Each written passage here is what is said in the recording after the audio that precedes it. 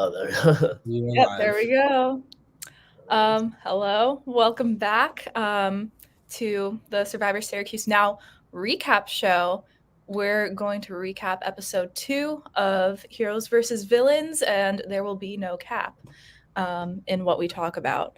So, first of all, let's just say, I guess let's introduce ourselves really quickly. Sorry, I'm Sabrina. I will be, I guess, running this little questionnaire. I'm Mike. Saw me last week. I'm from season 2 and season 3. Now I'm on production. I'm Luke. You guys know who I am already. I'm the host for season 1 through 4. And yeah, glad to be back. Lovely. Well, glad to be here with you guys. Let's get right into it. So, Happy New Year, Shrew. Happy New Year. Happy New Year. All right. So, yeah, what an episode. So, we see automatically the villains coming right back from voting Lydia off to start off the season strong. So, how is this going to affect both tribes, honestly, moving forward? Because like of course it's going to affect the villains. They've set this precedent, but we've got heroes watching what they're doing and kind of seeing how the game is starting to be set up. It's pretty interesting because there were only 2 winners coming into the season, and one of them was on the Villains tribe in Lydia, and the others on the Heroes tribe with Austin. And it's you think that seeing the winner voted out on one tribe would set a precedent, but I think the play styles of villains versus heroes in general might favor Austin a little more. So he looks in a bad spot, but I'm not sure if he's actually in a super bad spot right now. Mm. I'd have to agree. I mean, it does set that precedent that you take out a winner, Austin would feel like, what the fuck? Now I have no one. But at the same time, like, it would be, like, it would even be more easier in a way to take out Austin because Lydia's out. So why not use Austin in this case as a number? So Austin might be in a better position that Lydia got out in a way, in a weird way. But I agree with Mike. There's definitely different play styles. It's also definitely very different as a first vote, especially like what you're thinking of. You don't have much time to make a decision. Sometimes you just float on the easiest. But at the same time, Lydia wasn't the easiest. It wasn't just because she was a winner. So, yeah. Mm-hmm. We also hear Austin say too that like he wasn't planning on working super closely with Lydia. Like he obviously wanted to like be in contact with her because they had that shared just commonality, but he said like she wasn't a big part of his game plan. So I don't think it'll even affect him just his game wise without being a winner either. Mm-hmm. True. Yeah, that's a fair point. Yeah, I don't think it's going to affect him so much. I mean, he seemed a little bit rattled, of course, at the beginning of the episode after she was voted out, but I think he's definitely in a very different situation, like being able to like work with heroes in that kind of environment, like this early in the game, and be able to set those relationships without having to worry about a vote. So, yeah, it seems different, but it's interesting to see how this like set the tone regardless. Because I mean, began with a bang. We'll see how it goes. But let's go, I guess, into the challenge from right after this tribal. You're only as strong as your weakest egg. What a title. We've tried that one. I mean, it's thematic. It's the moment. It's all eggs all of the time. So, what did you guys think about this challenge? I want to hear your honest answers. Let's hear it. As the innovator of the challenge, it was such a scuffed challenge. Oh my god! I have a way with second episode challenges that they're always kind of scuffed. It's kind of just a thing. I mean, it was a fun challenge. It was just like when Kevin dropped that egg, like the closest egg too. I mean, that's on his fella. It's just like, I don't know. Like, Mm-hmm. Also, none of those eggs would have ever cracked, and no one would have ever lost points because it was just fluffy snow. They were dropping into snow. It wasn't going to It crack. was. And the It was. buckets too. I totally thought throwing the bucket back and forth over that would have been a lot harder, but those buckets were just super light. Nice. They made it look so easy. I mean, feel like they It were just like, really wasn't anything. I feel like yeah, yeah. into the production of it. I feel like we had a challenge planned. We that did. It was we- supposed to be snow volleyball, I think. It was supposed to be snow Yeah. volleyball. True. Mhm. I was so tight that didn't happen. I was ready to do We a couldn't get the e-board net. We couldn't. Huh? We couldn't get Yeah. the net. I know. Ugh, that was so sad. But nonetheless, the heroes actually, like, some of those later eggs, they kind of like beasted it. Like Kat, if you saw Kat with the balancing, she Oh, beasted yeah. that. Carl beasted it. Yeah. So gotta hand it to the heroes in and of itself. Yeah, they're just naturally very good at balancing eggs, I think, on a platter, which I think, of course, is an essential survivor skill or survivor skill. So, True. good for them. And yeah, I mean, going into this challenge, though, obviously, the heroes performed better. But like, do you think like starting off that one tribe had an advantage over the other, or do you think it was a pretty equal playing field? I definitely think it was equal. I feel like I mean, losing it's one person really doesn't do that much, and it's with college survivor challenges, it's always just like some weird random skill. Mhm. So you can't really, it's not really going to be like in favor of one tribe over another unless it is a really physical thing. And this was just like, it was bouncing an egg on a thing and walking the fastest. No, yeah. Mhm. I So feel like, yeah, the only advantage I feel like the heroes had is just the pressure was on the villains to win that. And when pressure is added to a challenge that has balance in it, like I know I would be shaky as hell. Hell, I Yeah. don't want to go back to tribal, especially with no lines drawn. So I don't know. Mhm. Maybe that played a role. Yeah, Miss maybe. Kevin was wearing sneakers in snow. Yeah, not definitely probably not the best choice for snow, but regardless, they prevailed and it's okay. So obviously we saw that the challenge hurt him a bit. And the villains, like, they voted him out. I mean, I think partially because of the challenge, and then of course like the social connections and stuff. So it's like interesting to see, like, to continue to see how the villains are like basing their votes, because the first episode we saw Madison not do so hot in that scavenger hunt, but they still like kept her and were willing to like kind of like talk to her more and like play more of a social game with her. So like, what's up with that? Do you think there's any correlation or?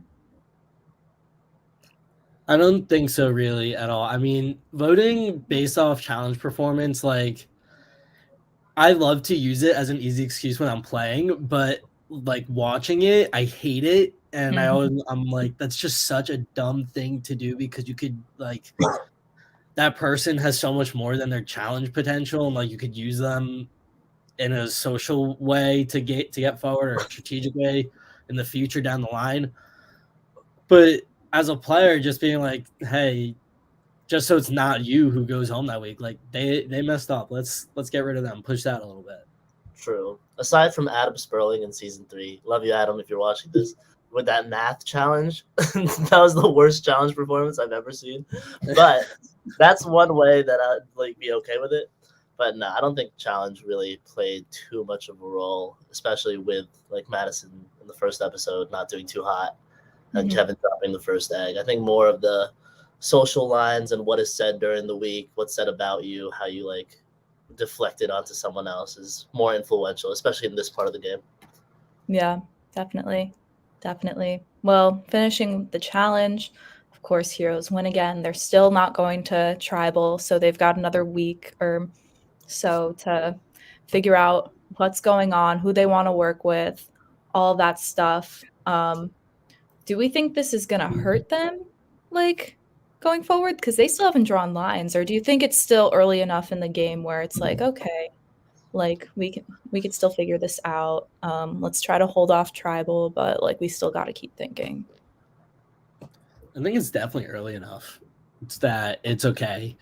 Like, it's a 20-person cast. It's a little bit longer of the game. Getting through those first two now, you're going to be at 18 and you still haven't voted anyone out. All right. Like, I think you have that time to just make connections with people and build inroads throughout your tribe so you can, when you do end up going to tribal council that first time, you get to feel a little more secure. But I think eventually you're going to want to be able to get there so you can like test those relationships truly. No, yeah. I think it's tough, especially when you don't go to tribal, because you're not in that situation. You don't know what other people are thinking. You're not exposed to that as much. Everyone's just focused on building a relationship, and I think that's what you need to do. You see like people like Mitch or like Cam making their way to like try to reach out to people and stuff like that. I think that's what you need to do in this early part and try to solidify, okay, if not like strategize as much, but if I were to go to tribal, who am I with? And I feel like some of the heroes are doing that more than others. It's just dependent on, I don't know, how you see it. Mm-hmm. Yeah. I don't know. Still early on. It'll be Mitch cool was wowed by Cam. He Yeah. promised her his vote at final tribal. She's at everything. Like, Classic Mitch. Classic. Love to see it. Well, going into the Little Heroes portion, I just wanted to start off strong with Jason's meme. I thought it was fantastic. I think it was a nice little summation of what's going on right now. people are calling him artist of the century. Like, yeah. Michelangelo comparisons, Leonardo da Vinci, like those stick figures precisely portraying the emotion of the villains and the heroes. What can we say? What can we say? This is what we were lacking from Jason Diggs season 3. The reason why we brought him back, the content is there. Similar to Gabby's story, there was more content to be had, and I'm glad he's using the platform and creating these great vlogs. Because the first one too, like in the first episode, was amazing. This one's amazing. I'll see what happens next. So it's everything and more. Everything and more. Everything we would have wanted. Everything we would have wanted. While this is going on, of course, there's a lot of speculation on the hero side about the idol being found. Everyone is super sus, of course. So as we saw, like a lot of people think that either like Holly, Cass, or Austin has the idol, which, as we know, is like pretty spot on. But what does this speculation do to their positions in the game? It's not good. They're the only 3 names that have come up in discussion at all for people that heroes would want to target if they went to tribal. So if I'm especially Holly and Austin, I'm a little nervous, or I'm very nervous. Cass a little less, but Holly has the idol, so she's not as worried, I guess. But I don't know. It's definitely interesting. It's like, if I would have played, do I even want an idol? I mean, knowing me, I'm an overthinker, whatever. So like that just adds another fact, and the fact that people are like saying your name, not even going to tribal yet, is something. But at the same time, like I think it was Eli. It was either Eli or Mitch. They were talking about Holly and Cass, and maybe Austin too, and speculating if they have an idol. And I think it was Eli. Eli and Mitch talked to Holly and Cass like over FaceTime, and they're like, "Hey, if she has an idol, I can align with her." So that could be a possible route for Holly and for Cass. So at least get their names. Like their names are going to be out there. I mean, at this point, so might as well, talk to as many people. Yeah, fair enough. And like, as we've seen, like Holly and Cass have just been pegged super hard as this duo. But do you think they're aware of how like suspicious people are of them? I mean, it doesn't seem like it at all, because like Eli and Mitch, they're saying they're worried about Holly and Cass while making an alliance with Holly and Cass. So, and they both Holly and Cass reciprocated that alliance. So they're thinking they're good with Mitch and Eli. Meanwhile, Mitch and Eli are also talking with True. Derek and Kat and Cam and all of them. So like, it's got to be scary for them because, or not even because they don't know that they are being targeted so heavily. Yeah.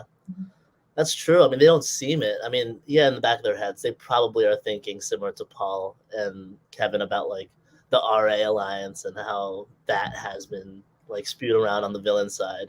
But it doesn't seem like in the vlogs. I think it's more of a power play on Eli and Mitch's part to talk to the people that are considered to be the like, I don't know, the name out there, because now they have options.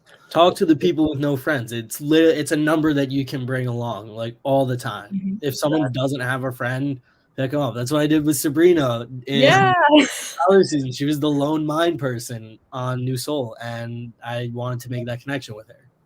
The duo that never was.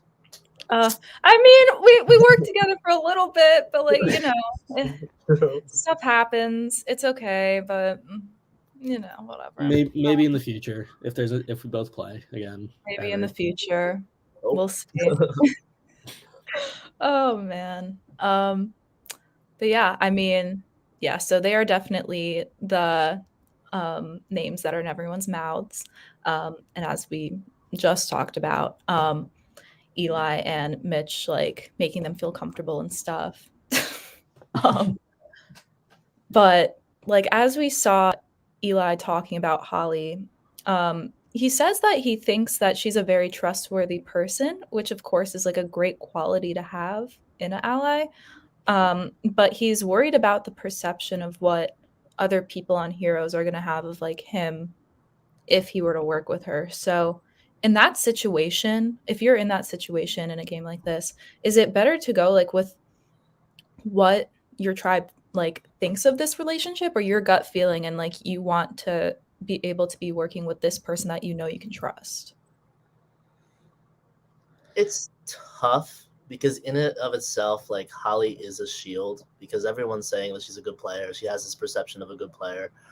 And why she may have an idol. Why wouldn't you want to align with that person? It's going to get names off your back and onto her. But at the same time, it's like, it's something you have to weigh out because are you going to have any other numbers other than her and Cass? So, I don't know. Repeat the question one more time. So is it better to like have someone, like if you're in Eli's position, you can trust Holly, you know you can trust Holly, and be able to like work with her, but the rest of the heroes are all sus, you know, of her. Oh, okay, yeah. You know, I think I don't know. It's again with College Survivor, it's different. It's a lot easier to keep relationships secret if people know how to keep their mouth shut.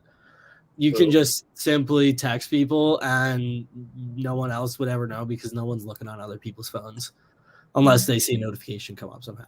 But I think I'll just go for the connection. I think your tribe, even like you're working with them, but if at the end of the day, if you're willing to cut them and you don't back them up too hard, you don't push too hard to keep Holly when push comes to shove, I think it'd be fine. I think it's so much better to have that connection because if she doesn't go home, what if she does play her idol? You have an easier in back with her than other people. So yeah, it's always nice to be on the side with the idol, of course. But yeah, no, I agree with that. I mean, I think it's important to definitely like have that connection, and it also is only like week 2, so it's early enough where like you can like have a lot of trust in this person, especially where they don't even have to like put it to the test yet.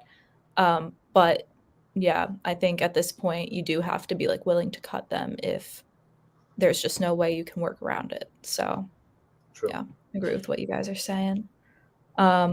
So that's really what's going on. Oh yeah, the audio recordings. We will the new hot thing in College Survivor. A nice little segue into villains, because there's a lot going on with villains.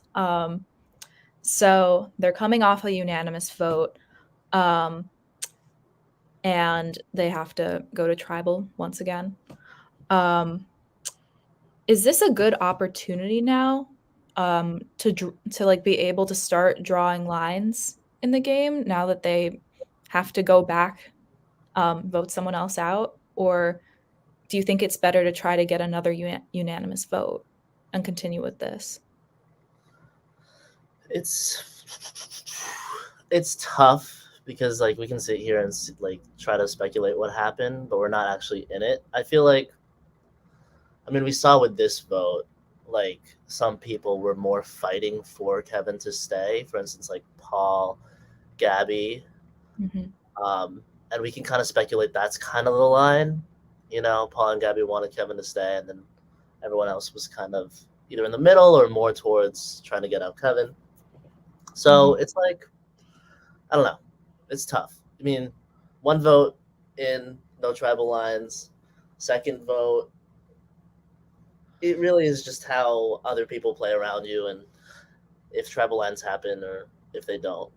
I think a power structure can kind of be like kind of come into the open on its own after seeing like the events of 2 votes go, and there's going to be a clear majority who is connected to people, and out of that group there's going to be someone making decisions, and then there's clearly people on the outs who, in this episode, the Paul and the Gabbies, who wanted to try and get someone else, but they had to bend their knee and vote out Kevin instead. They're clearly more on the outskirts of the tribe, so they're having a harder time. So it's just like, I feel like it kind of is like visible. Yeah. I mean, like in this situation, you just kind of have to go with like the flow of the people around you. Otherwise, like you got to hang. That's all. I mean, but over here on villains, everyone is sus, and everyone is sus of everyone. As we saw, this Survivor is really just Among Us, but real life. So is this specific, like, would you guys say this specific season is Among Us in real life? Do you think that was an accurate assessment by Owen? Oh, definitely. Like, it was comical, but it's like Among Us if everyone was a good player. Like, everyone's a good player. Like, everyone, especially this villains, everyone's like a noteworthy player on this tribe, and it's seen in the first 2 votes. Lydia won, Kevin made it to the final 5 or 6 or whatever. So it's like, I don't know. You have to, especially with the all returning season, you have to take everything into consideration, their past game, what they say their game is now, and you're definitely going to be sus. I mean, these are all 2-time players. They have a past, and you have to take everything. I don't know. Yeah, I don't know how you couldn't be suspicious of everyone at every moment. Like, even I don't know how Jack, after one episode, was able to be like, after like one conversation with Madison, like, that's my number one, I'm going all the way with her. Like, I still need a little more than that, I feel, to cement that. But it's like you were saying, Luke, just everyone has a history, everyone has experience, everyone knows what you're doing a little more. So it's like, yeah, I'm where you. Yeah, it's kind of just like a playing field with absolutely no boundaries, because it's like, of course, they could take something that they took from their past game, or they could just play a completely different game, and you're not going to know what they're doing until they do it. So everything's always going to be suspicious. Greatly put. Yeah. 100%. Yeah, pretty much. Personally, I've never played Among Us. I'm going to be real. The heroes are the crewmates trying to find a imposter among crewmates, and the imposters are all the imposters, so everyone like is an option at that point. Got it. Yeah, no, I know that part. I just never played it. I don't know. Maybe I'll play it. Actually, though, Olin was calling people sus for just the voice memo thing in general, Yeah. and that I'm against because if you're sending me a voice memo, of course I'm going to keep it so I can go back to it and listen to it again if I need to remember what you said. If you text it to me, it's in writing the whole time. Like, yeah, I don't know what was sus about that. I mean, because like, you know, if you have to like read a text a few times, like you gotta be able to process what's going on. I mean, I don't know. I agree with that especially statement. if it's 2 minutes. I zone out like half the time and just after a question. Like, yeah. You always want to be in the know. I mean, and what if you forget something? Then you can go back and play it. So, I mean, I don't know. I think it's fine, but regardless. To each their own. Honestly.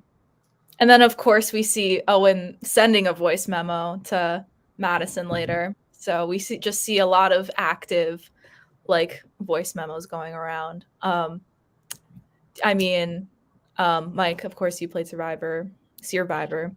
Luke, you've watched us play. I played a couple minis here and there. A few minis here and there. All right. I don't know. Do you think voice memos are beneficial in this game? While we're on the topic, is this the evolution of College Survivor?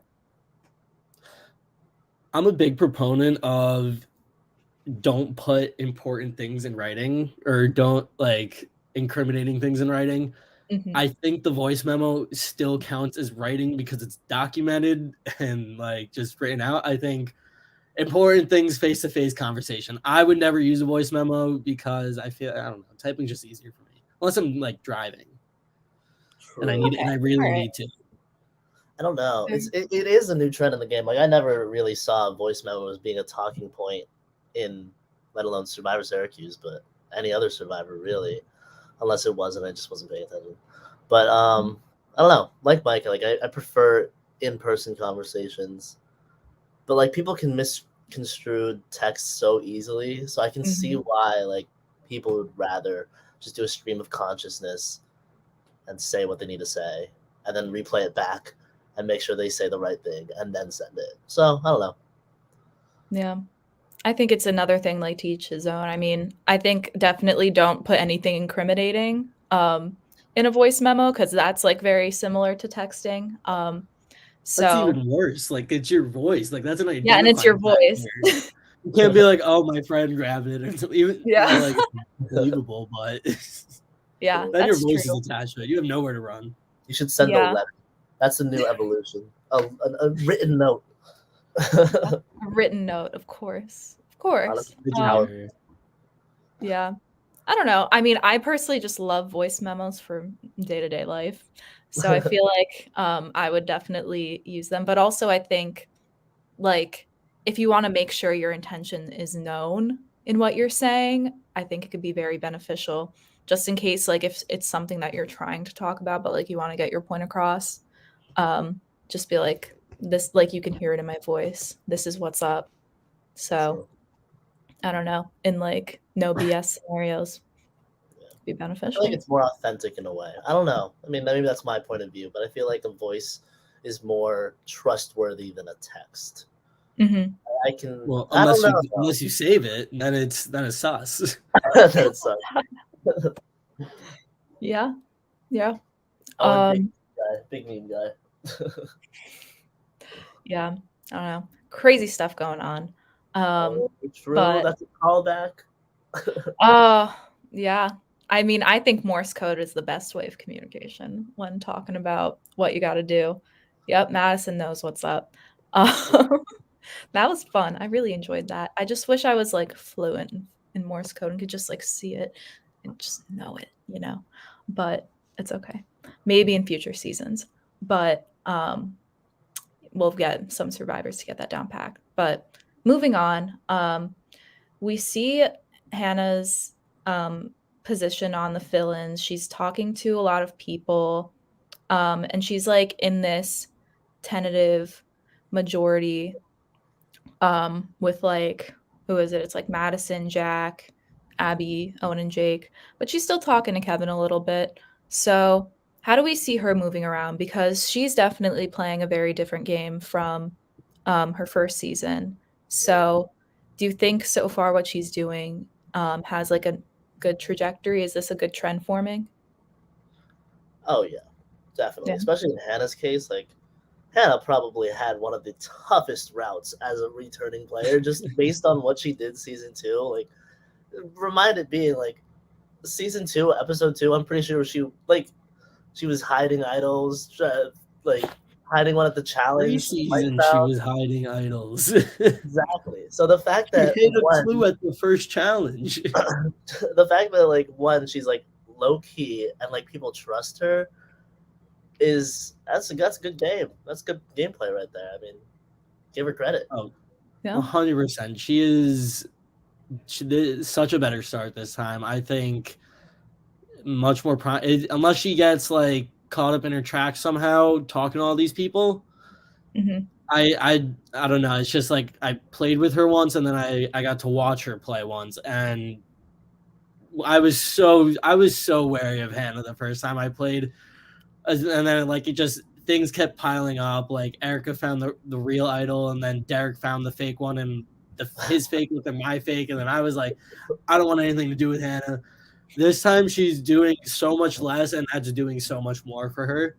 And except she's still doing the same amount of talking because she's talking to everyone, and that's exactly what you have to be doing right now. Hmm. So I'm a Hannah stan, a Stana. Ooh, Right. Astana. believe it or Nice. not, we're Stannis. Lovely, lovely. Well, she talks about a few things when we see her in this episode. So we see that she's talked to Paul and tells Paul that a lot of people want to work with him, which, as we saw, makes Paul wary. So, like, what are your guys like? If a ton of people are saying they want to work with you, do you think that's more of like a good thing or like a bad thing if they all like are feeling this way? Like, what direction can it go in, or most likely can go in? I don't, because I'm not even sure. Like from what I see, is everyone talking to Paul? Because I'm seeing a lot of people saying like, "Oh, I love Paul," but not necessarily working with him and like telling himself I mean, we see this week he couldn't get the vote off Kevin at all. That also has something to do. I think he targeted the wrong person, but Mhm. True.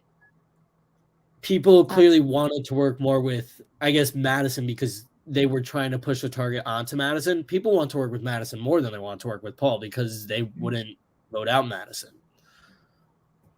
No, yeah. He is Jacob K. He is doing Snake. He is doing state It's hard because like it's hard to be likable in a game of Survivor because that means like everyone likes you. But in this game of Survivor, like where everyone's a returnee, like likable can be seen as like a threat. Like think of Mhm. Kevin. Kevin's one of the most likable people that we've ever met. And we saw that in the episode. Like he's so likable, so easy to talk to.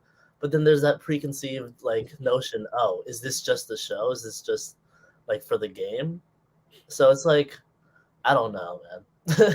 Anna said in the premiere she had a suspiciously good time talking to Kevin. Like it's suspicious to be too friendly now. Like it shows how much that like anything can be threatening, really. It could be sus. Yeah. Sus. Hey, it's the way it goes. But yeah, of course we see Paul doing Snake Neighbor things. Which brings us to Paul throwing Owen's name out. Which Paul famously says is a blunder. So like he's throwing Owen's name out. Of course, we see that it gets back to Owen. Owen's like, "What's going on?"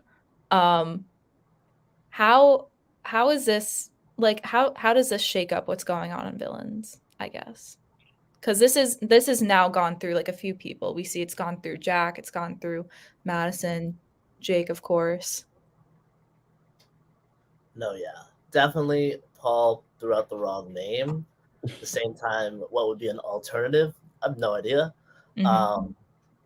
But the fact that like there was that DKA alliance with him Jake and Owen. I don't know. It's tough. Like, I don't know. I'm hitting the wall. It was absolutely the wrong name to throw out. Just like you have your I want to do DKA alliance thing going on, and then so there's multiple other people. Who do we have else? We have Madison, and we know people didn't want to do Madison, so Owen Madison wouldn't work. Then you have Jack, Abby, Jake is in your alliance, and then you don't want to do Gabby or Kevin, and then there's Hannah. True. I think this also is biased because I saw Jake leave a comment on some video discussing this, but Jake said he would have rather targeted, if Paul came to him targeting a season 2 person, he would have done it, or he would have been much more inclined to rather than Owen. And so I just think if he just gave one of the season 2 people's names, I think specifically Jack would have been the person to, because here in my head, I have it. You have Paul in the center. Then you have Kevin and Gabby. Kevin's obviously going to vote to save himself, and Gabby and Paul and Kevin are all friends. And then you get Jake and Owen to vote Jack because Owen wants Madison to be the closest to him and not to Jack. Oof. So I feel like it's easier. Jake is willing to make a move on season 2. Jack is the clear head of the power structure there. And Owen gets to move closer to his friend Madison. I think it would be the most enticing and the easiest way to get 5 votes. That's some 5 head right there. That is some 5 head. That is good. That was good. Yeah, that was great. I don't know if I explained that great. I think you explained it pretty well. I think that, yeah, that's what would have shook things up. Hey, but we love Paul. You know, the content.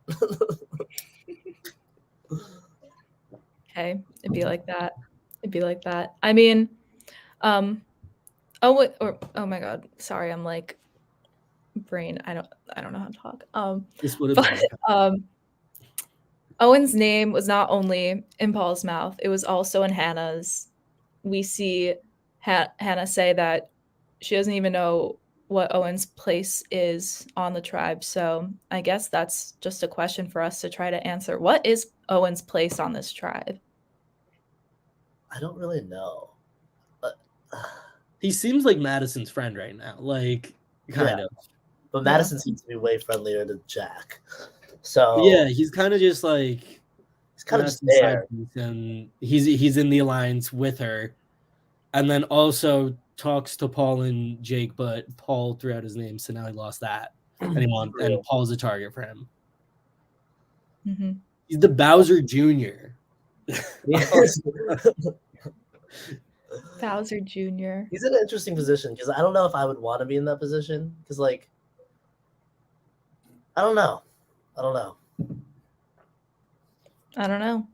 I guess we'll just have to watch more of Heroes versus. We got to watch episode 3 tomorrow and see if any. I don't know. But moving on, Owen, the friend of Madison, we see Kevin talking about how everyone wants to keep Madison, but like within Kevin's statements that he made, does he have a point in what the benefits are of keeping someone who is liked by all these people, has like super solid connections? Like, is that dangerous, or it's like, do you just try to ride that out as long as you can, and worry about that maybe like later?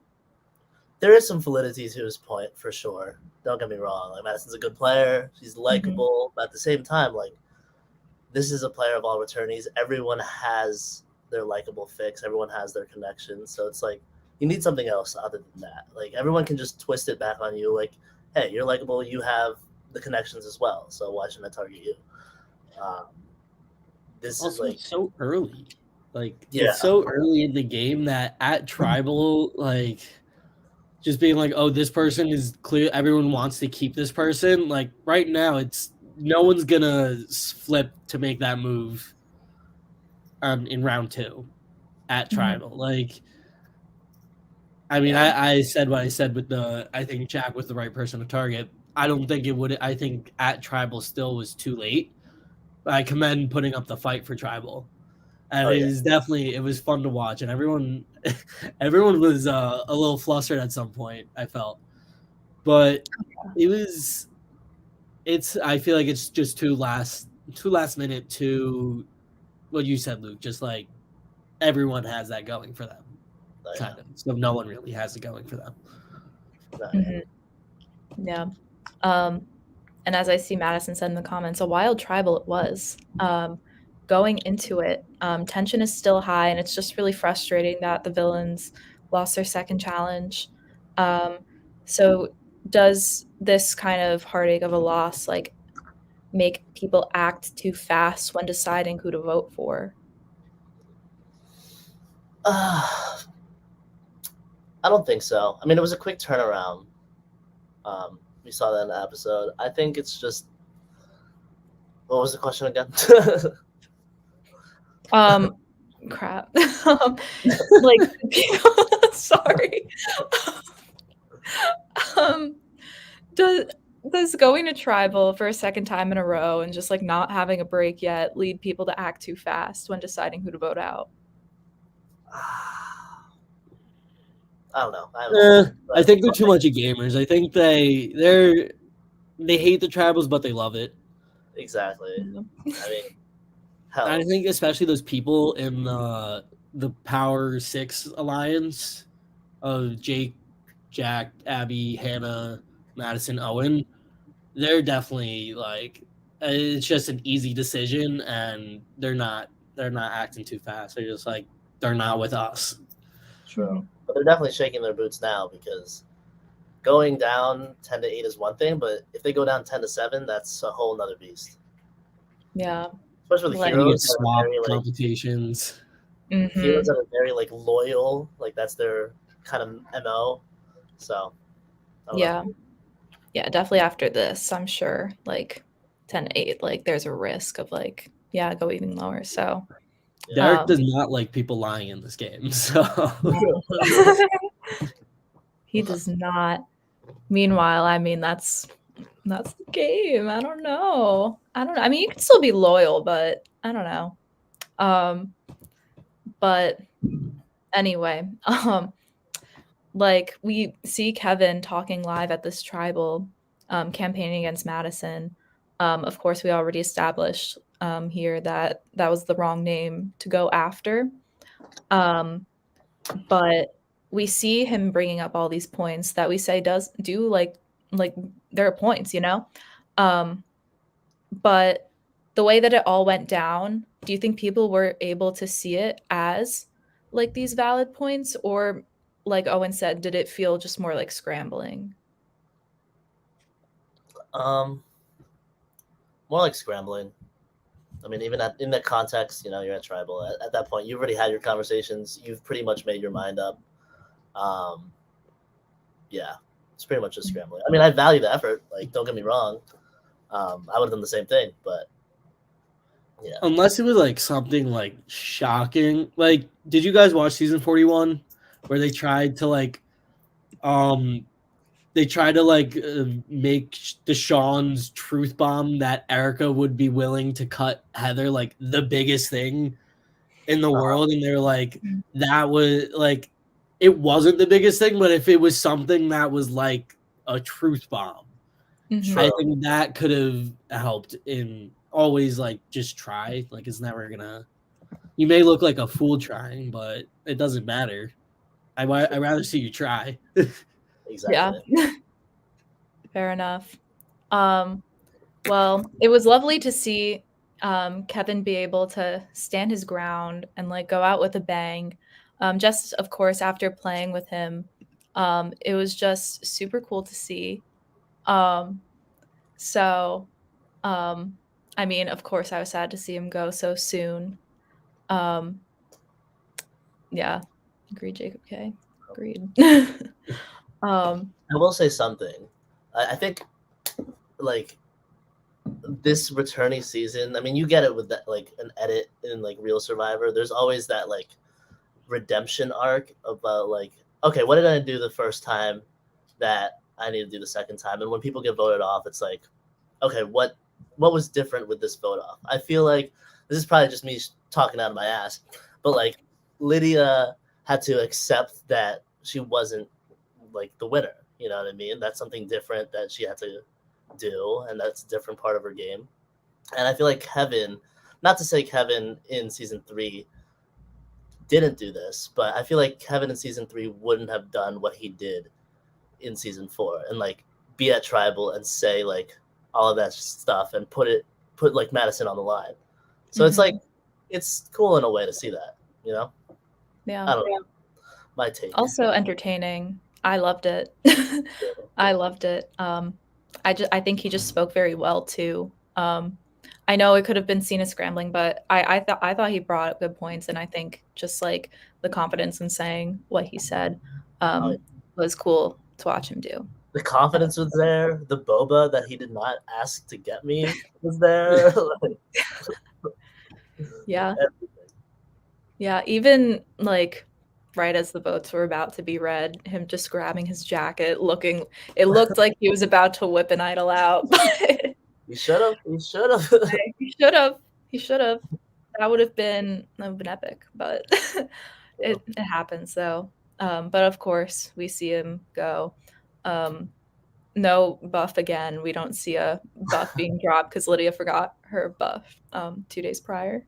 But now that this vote is over, do you think this vote can finally put the villains on track to start winning, or was this just a blunder in itself?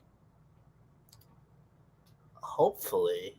I mean, you know, take the punch and just move on and try to win so you're not there again. I mean, I said it in my ending, like, you do not want to be back here, especially with like 10-7. That's a tough hill to climb. So yeah. Yeah. Well, it's like the challenges are random, so who knows? Yeah, who knows? Never know. True. Never know.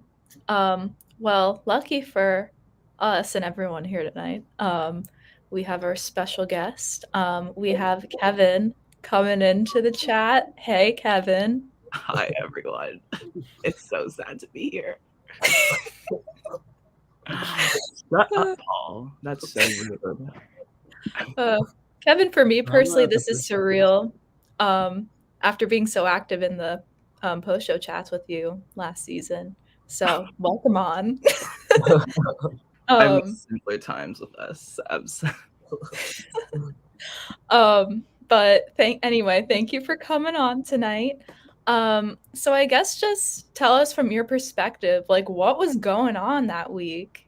Well, it was just like the worst. Like I literally came back. I think I don't remember if I came back the day before the challenge, but like I like the tribal and the challenge. So like I just got back. I was like trying to make sure like I was like solid set, and then like obviously I fumbled the challenge, and then like what was it, 2 days before tribal? So like I don't know. I was just like, there's not enough time. Like I already missed out on so much, and then I'm like scrambling to kind of like make some plan work. But again, like that 1 week, like there were so many like half formed alliances and connections that like I already couldn't break. Like I don't know, there were things like people were like, yeah, like why didn't you threw out the wrong name, you threw it like, but at the same time it's like if we were trying to go for like Jack, like people were already forming connections with Jack. Like Gabby was like, oh, like I feel like I have a good connection with Jack, like, and if like Jack and Paul are the people I'm relying on, like they're not gonna want to like get people out that they're close to too. Like Paul was starting to form connections with Hannah and like things like that. So it's just like there wasn't like one right name for anyone, and then it just like all fell apart. But it is what it is. True. It is what it is. Yeah. It is what it is. Well, from what you described, seems like it was definitely pretty fast paced, kind of. Would you say it was more fast paced than your first season? Yes and no, I guess. I don't know. I think since like I was kind of away that first week, and then I also was just there for like 2 days, it did feel very like fast paced, but at the same time I did feel like with 2 like unanimous votes back to back, it did kind of feel like easy, I guess, for like the majority side of things. So obviously it wasn't easy for me, but it's easier for them, I think. So I don't know. I think it's like difference in perspective or something. True. Maybe so. Maybe so. Was there any point of the week where you like thought that you were like onto something kind of? Because you and Gabby were talking a bit. I mean, you guys were like concocting some plans. Like, I don't know, how was that?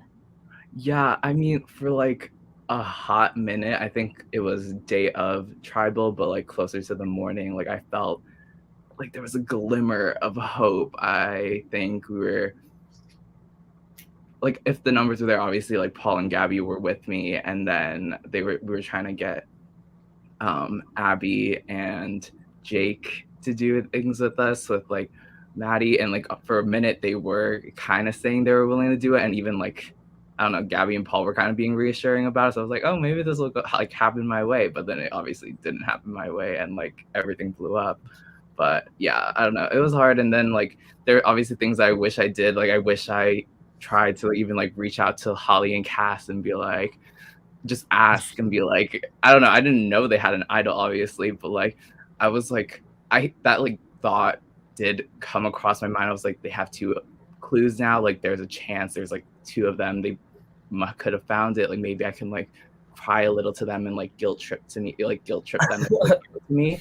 But like I also was like, no, like you can't do that.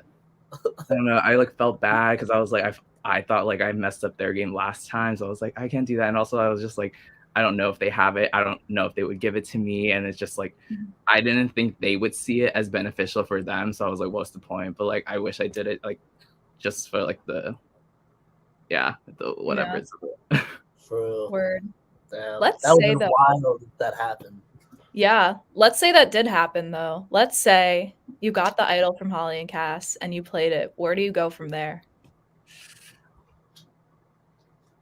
I think in like my mind at the time, like if I somehow got the idol from them, like I obviously like it was like a back and forth between like me and Madison, because like I knew that like her and Owen were kind of coming for me and just like kept throwing my name since day 1 of season 4. But then I was also like, I knew like Jack was at the top of like the power structure, so I think like if I had that safety net, then I might have like tried to get like Jack out. But like honestly, these are all like hypotheticals, and like I don't think I would have had like the gumption to like do it all.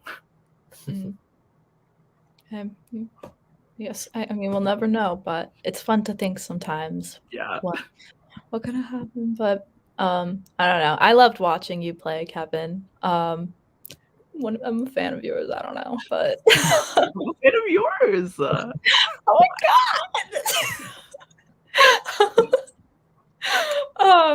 I don't know. Do we have any more questions for Kevin? Do you guys have any questions? I do. Kevin, do you got not own a pair of boots or? I literally do. And also, I don't think it was my shoes that were my downfall in the challenge, first of all. But I do wish I did bring my snow boots up to Syracuse, just so that was one less thing someone could have faulted me on. But yeah, I don't know. I think I just was super nervous and it like got to my head, even though I was literally like 2 inches away from that freaking line to just get it done with. I mean, we probably would have still lost anyways because like the heroes are beasts in that challenge, but like who knows? Yeah. Kevin, I was wondering, do you think that you were kind of, since you were the backup target from week 1, do you think you were kind of just like locked in as that position as a target for that week, since you were the backup target and it got blood on no one's hands and allowed people to kind of remain complacent? Yeah, no, that was like definitely my like what's that word? Yeah, worry and concern, even from like when we were voting out Lydia. And like, yeah, I was just like, I like knew that once we lost that challenge, I was like, it's me. Like I was like, it's literally me. I was like, if not, like I know my name's gonna be floating around regardless. Like it's so easy. People can say so many things, like whether it's it's an easy vote, or like trying to be like, oh, he like sucked at the challenge, he did this. There's just like so many things. And like even Paul's like asking like, do you regret voting out Lydia? And I'm like, me and her were like literally FaceTiming for 5 hours the night of her tribal. Oh no, the night, like, wait, what's that? Like midnight of like the day that's like about to be her tribal.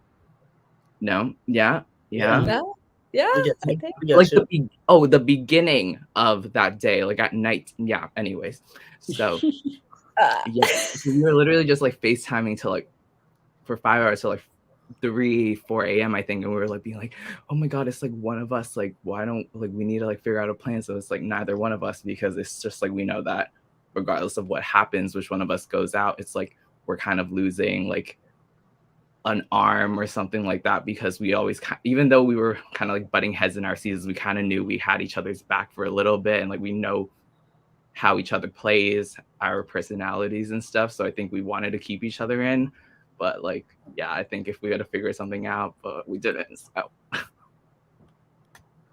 Hey, it happens. It happens. Yeah, that's what I was about to bring it to. Oh my god, Paul, go back to editing.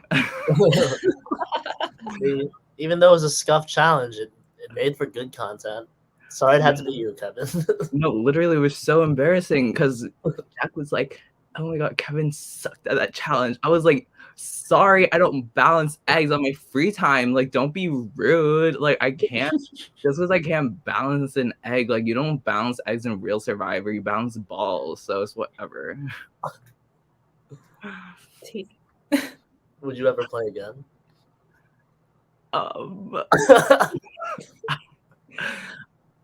I think like my heart wants to say yes, but my mind wants to say no, because this second time around really did hurt a lot. Not hurt a lot because like I wasn't in it for too long, so it kind of was like, oh, I'm done. Like I kind of have more time to like myself and like just like have the semester back.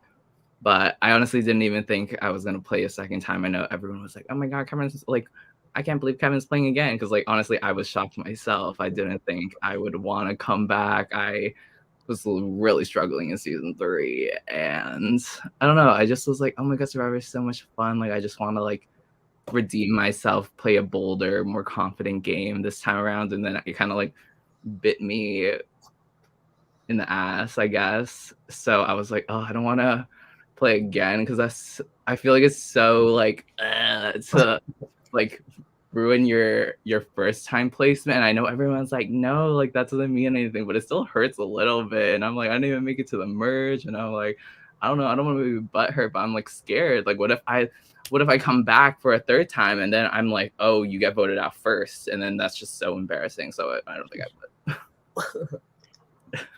Damn. He just wanted to see me. That's obvious. No. Never again. You're the one who lives in New York. Are you in Brooklyn right now? Yeah. Are you in Queens? Yeah. Say it for the world to know.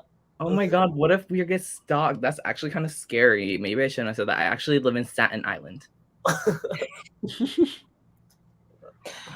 Oh, so silly. So silly. Anyone else have any more questions? Anyone? Anyone at all? Oh, hi, Oh, Lydia. Lydia's here. Lydia? There we go. Got some minds in here, of course. Love it. RK Shadow, you have my heart. You literally have my heart. I agree. Season is way worse without Kevin. So did my mom. My mom's a Kevin stan. Stop. Yeah. I'm glad there's some out there. Yeah, we've got some here too. As a fellow mind, Kevin, it's always a pleasure to watch you play. And even though it got cut short this time, I still think you played that bold and confident game that you went in wanting to play, and it was phenomenal, I thought. So it was cool watching you stand your ground. We are all Kevin stans here. Exactly. And yeah, thank you so much for coming on to the post show. It was wonderful having you here. And It yeah. was so nice. Thanks for having me. Miss you all. Can't wait to see you guys soon. What an Yeah. amazing recap show. Keep watching. That's our social Thanks, media guys. manager. Thank you. Yeah, it is. True. There we go. Lovely words from Kevin. Yes, our social media chair. They're doing so much right now. Yeah, doing great things. Yeah, so that was fun. And I guess let's just wrap this up with some superlatives. So let's just start off with the MVP of the episode. Most valuable player. Who is it? Mitch. Mitch is my Mitch? MVP. He definitely what's the word? Increases position or his networking within the tribe so that he has a lot of bases covered. He's got a relationship with Cam. He's close with Eli and Jason. He's made that relationship with Holly and Cass now. Already has the season bond with Derek and Austin. He's got everywhere covered. He's doing well. Yeah, I would say Mitch too, but trying to find another person, I'd probably go back to the Hannah point. I mean, 2 episodes in, we don't see anyone really talking about her as much. She doesn't have that season 2 staple on her, or at least it's not prevalent, and she's playing a different game, and that's what she needed to do, and she's killing it. Yeah. Yeah, I was going to say Hannah.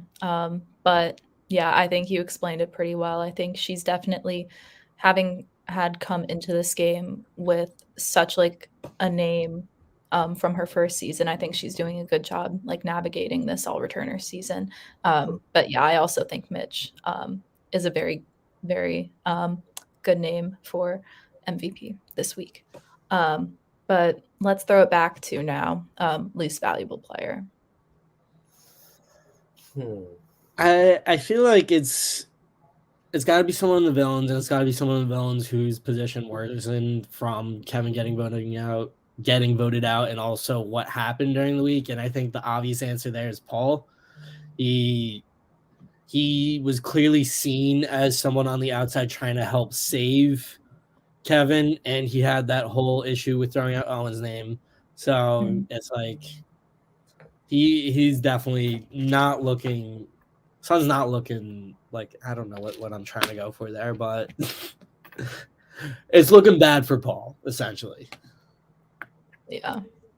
It's definitely looking bad for Paul. Trying to pick someone who is kind of like, I don't know, Sabrina, you go. Why are you putting me on the spot?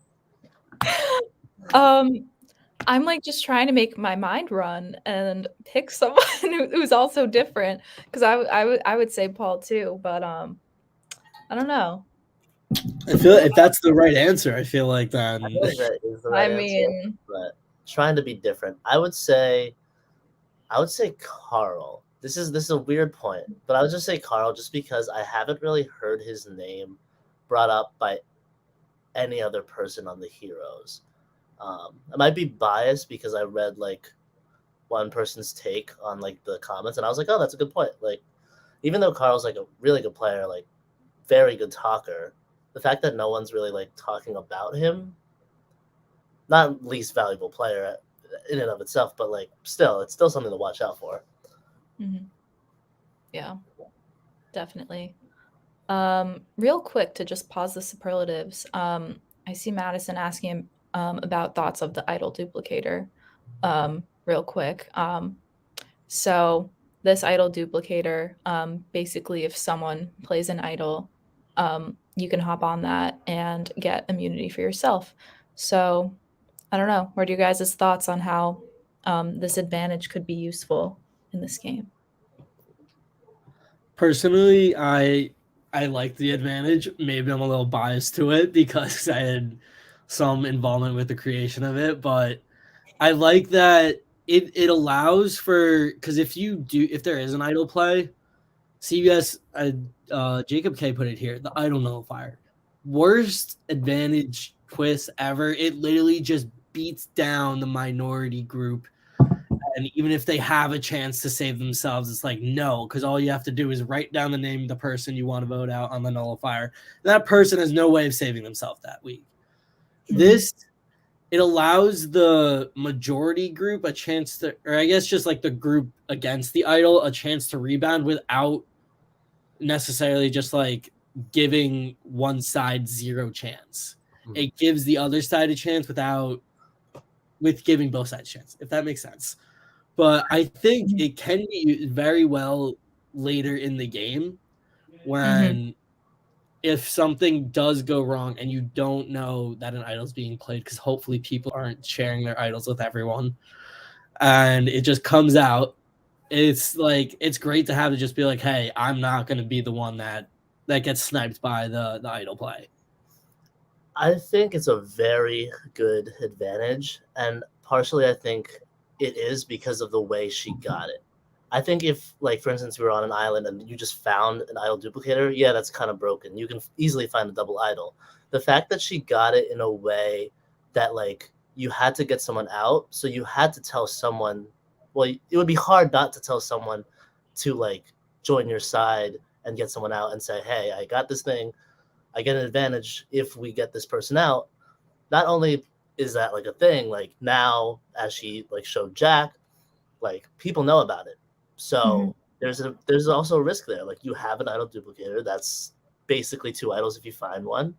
There's a lot of leverage there, but there's also like, oh shit, that's a big advantage. Like, that's kind of scary. So I think it's a perfectly, like, it's a good balanced thing, and I'm interested to see how it plays out. Yeah, definitely. Very excited to see where it goes. And yeah, I think it's definitely a very cool advantage, and can definitely be useful. And also definitely agree with all of the points about like this just being better compared to like an idol nullifier. So yeah, I think it'll be quite interesting to see where it goes. But yeah, I think we are just about set for tonight.